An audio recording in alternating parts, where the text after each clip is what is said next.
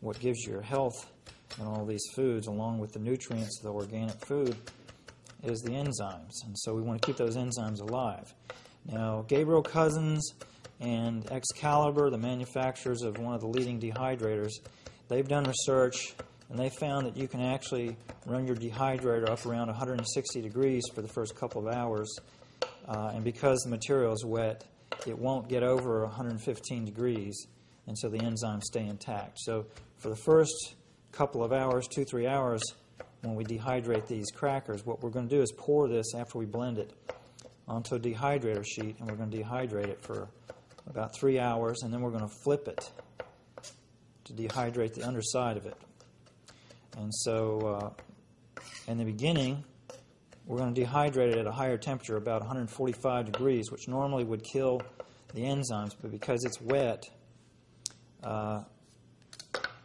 the air blowing across it will keep the temperature below 115.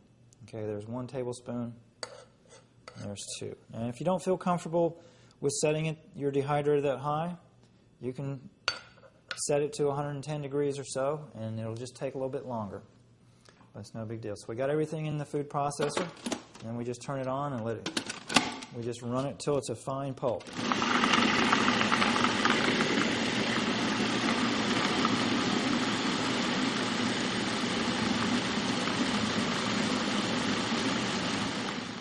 And we're finished processing this stuff. Now we're going to open it up. And what we have is a mixture that's real gelatinous and goopy. Goopy, gloppy, gelatinous mixture, and that's what you want. Okay? And we're going to take a dehydrator tray. This is a 15-inch dehydrator tray from an Excalibur dehydrator. I've used other kinds of dehydrators, and I think for really living this lifestyle, Excalibur makes the best dehydrator. The 9-tray and the 5-tray dehydrators are good. I think actually, really, honestly, a 9-tray is what you're going to need if you're really going to be doing this as a lifestyle.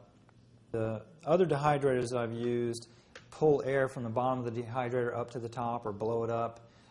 And the disadvantages of that over time are that stuff in the dehydrator drops down into the fan and makes a mess. And so I really think the Excalibur, where it blows the air across the food, seems to have the best results and easiest to clean. So anyway, this is an Excalibur dehydrator tray, and all we do is take about maybe 2.5 scoops of this, and we scoop it out onto one of these sheets.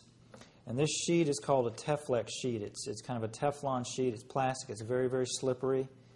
And underneath that is the screen that comes with the dehydrator tray, and that's just to hold and support if you're dehydrating vegetables or other things. And so I put that on the tray, and then we've got the tray itself. So we've got the tray, a screen, and then we've got the Teflex sheet over it. And when you buy a dehydrator, if you've got a 9-tray dehydrator, buy 9 Teflex sheets because you will use them. So that's 1 scoop. I'll put about maybe 1 scoop and maybe a half a scoop more. And then I'm going to take a spatula, excuse me, and spread it around and spread it out to the edges of the Teflex.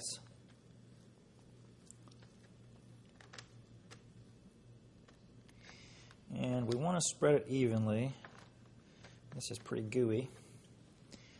Spread it out like so. I'm probably going to need a little bit more. And you want to spread it to about maybe 3/16 of an inch thick. When this stuff dries, of course, it becomes thinner. And so in doing that, you want to make sure that it's thick but not too thick. If you get it too thick, like maybe a 1/4 inch thick or so, then it makes it hard to dehydrate, and it will tend to, it could actually ferment before you flip it. So just cover your tray with about, like I say, about 3/16 of an inch worth of this stuff. And I spread it close to the edge, but not right up to it. Okay? And then once you've got a tray like that, Then you take the tray and put it in your dehydrator. And here's the dehydrator. Just slide that right in. And then we'll close the lid. And you set the dehydrator to about 145. And let that run for about 3 hours until the top gets crisp, or not crisp, until it gets stiff. And then we'll take it out and flip it. Okay, the crackers have been dehydrating for about 4 hours, and now we're going to take them out, flip them, and then put them back in the dehydrator for about another 4 hours to finish them up.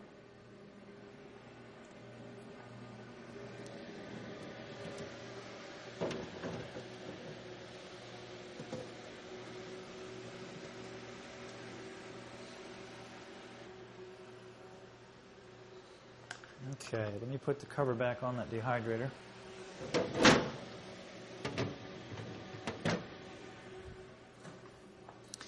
And all you got to do is take another dehydrator sheet, put it over the top, and just flip it. And pull that off. Pull off the screen. And then the Teflex, you just peel it back like this. And you've got your cracker there with the moist side up.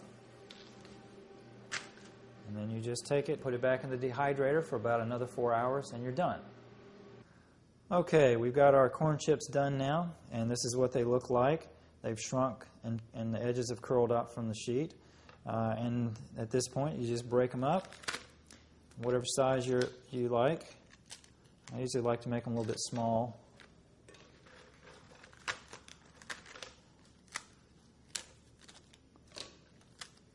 And you can dip these. These are great with my guacamole Mexicali. They really have a great flavor. They're nice and crunchy. So there you go, corn chips. Now that you know my corn chip recipe, I'm going to give you my pimento cheese recipe, my raw vegan pimento cheese recipe.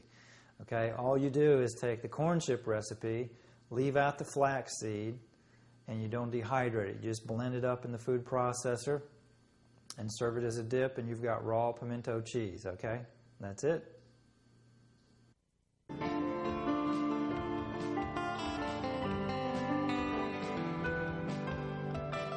We're going to make some guacamole, and guacamole is one of those things you can make a lot of different ways. This is what I call Mexicali guacamole. And basically it's avocados mashed up, a little bit of chopped onion, some lime juice, some salt and garlic, and then you can add other things if you want, and I'll show you some of those. We're going to take 6 avocados, and I'm going to pop out the little stems on them, the little nibbies, if they've got them. This one doesn't. I don't think it has one. Because when you're taking the meat out, if you get these little stems out, they won't come out with the meat of the avocado. A lot of times when I'm doing this, I don't get these stems out. And then you scrape the inside with a spoon, it'll come out with the meat. So it's just a little time saver. Okay, so we're going to take the meat of 6 avocados and put it in a bowl. And using my famous cut and roll technique, I've patented that. Okay. And we're going to, need a tablespoon. Take a tablespoon, and we're going to run it around the edges and scrape that meat. That is beautiful. That is just perfect.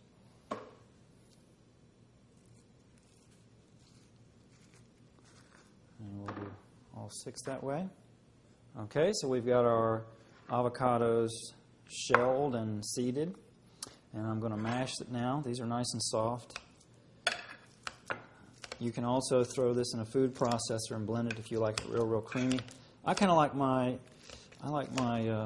guacamole with a little bit of texture to it, so I like doing it by hand.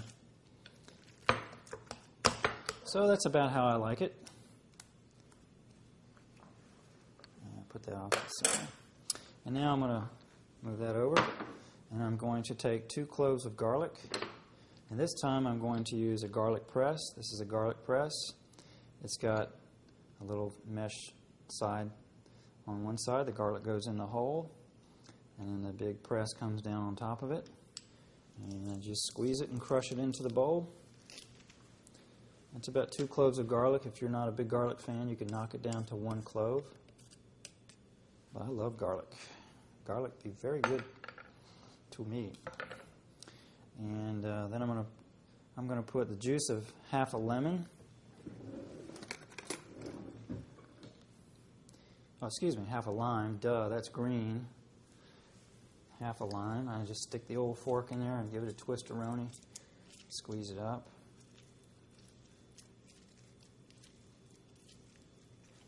And I always like to, once I get it good and squeezed out, I like to take the fork and scrape the pulp in there. Yeah.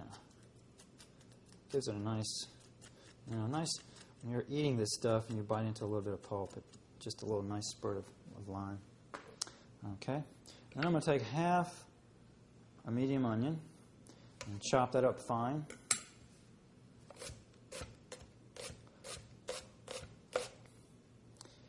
All right. Put that in. Yummy, yummy.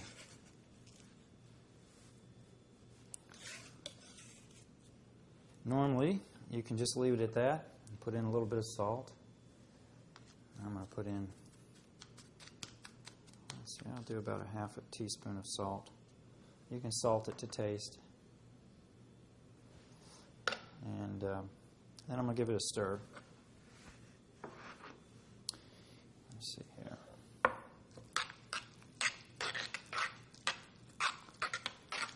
Now that is basic guacamole there. And what I like to do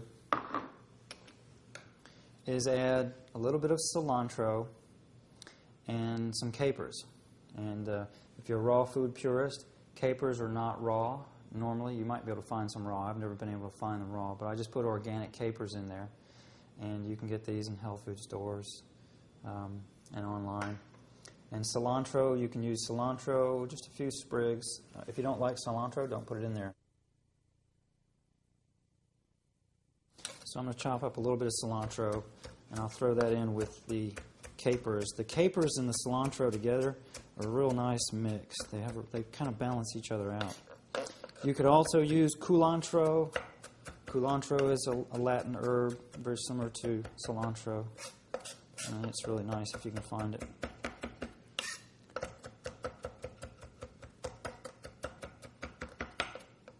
All right, throw that in.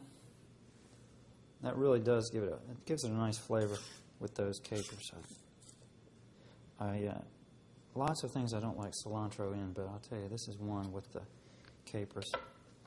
Okay, we'll put capers in there. I think that's about 2 ounces of capers, drained.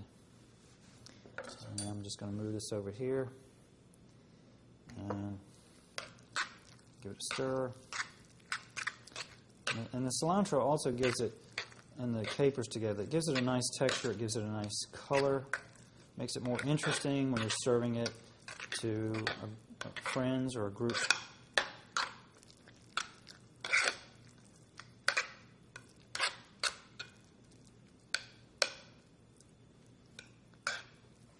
Okay, all right, and that, my friends, is guacamole.